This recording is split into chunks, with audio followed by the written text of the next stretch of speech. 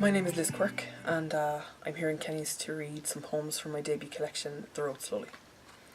I'm going to begin with the first poem in the collection.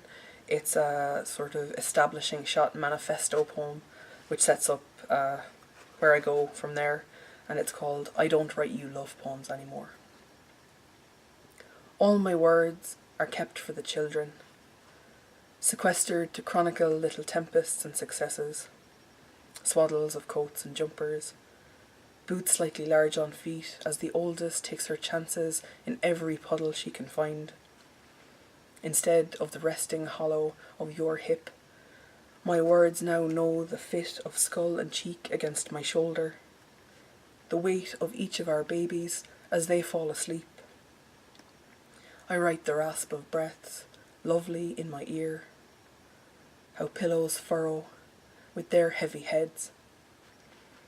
I compress this life into a collage of simile and verse, discover that writing them is like carrying a lake in my hands, too much lost by the time pen meets page.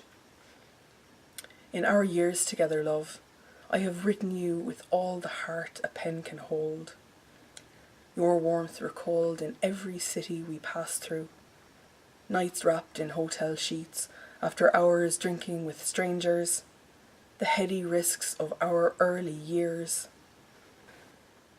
These days, those stories don't fall easy into ink. My poems exist in the way small faces startle when the light switch alters evening in the kitchen, the way little fingertips pad a pane of glass in the burnt umber twilight before the rain comes.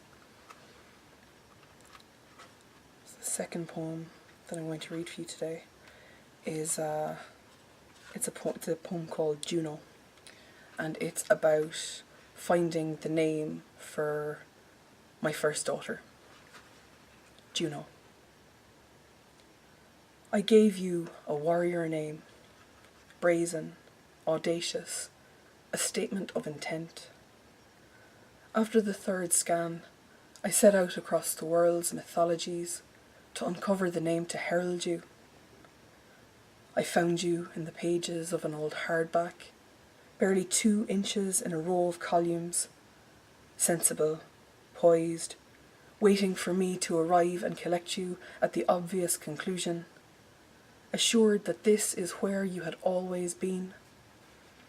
For weeks after our first meeting, you kept me company. Your name fell in ink from my pen until that sturdy bulk of letters came as familiar as my own. The shape of you rolled around my mouth like a boiled sweet, pushing taste to unreachable corners, forcing my buds awake until I had a full sense of you. Your vowels whispered through my lips, soft as the steam after a kettle click. And when you arrived, slow to pink, but quickly, so quickly, your name gushed out of my mouth like your first breath, triumphant, your first victory, your battle cry.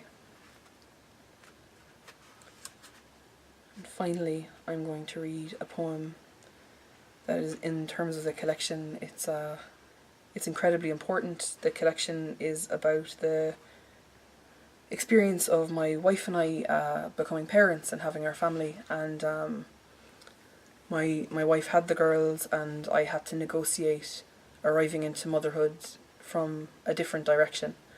So this poem is me sort of realising that I had arrived into being somebody's mom, and this poem is called Nurture. In the 9 months I didn't nourish you, I made notes.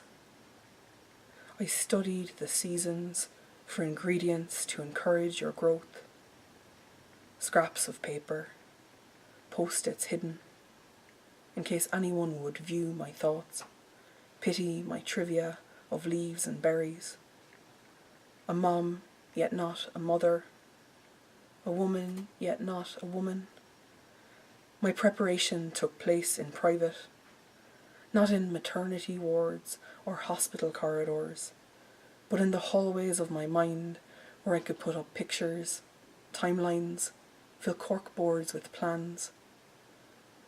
As the folic acid built your brainstem, I collated ideas to stimulate it further, mapped journeys for us, paths we could walk together, a staggered relay to start when your other mother passed your tiny form to me. And I could see myself holding your hand, using my limbs to scaffold the structure your mother put so beautifully in place. I am your mom, without the biology of mothering.